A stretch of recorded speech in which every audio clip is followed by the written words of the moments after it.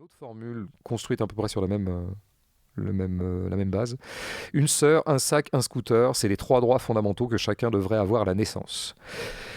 Bon, alors c'est pareil, là on a le c'est très assertif, en plus on est quand même en train de nous expliquer, bon, voilà, c'est comme ça la vie, il faudrait droits fondamentaux, donc c'est extrêmement affirmatif, extrêmement pushy. On peut dire que d'une certaine manière, Isa nous saute à la gorge un petit peu avec ce genre de formulation, mais qu'est-ce qui la sauve là-dedans? Ben, c'est qu'il y a aussi une petite disjonction entre droits fondamentaux que chacun devrait avoir à la naissance, c'est vraiment très très solennel, et les droits fondamentaux en question, qui sont d'abord non pas liberté, égalité, fraternité, non pas des grands mots comme ça un peu creux, mais un sac, un scooter, c'est-à-dire des choses extrêmement pratiques.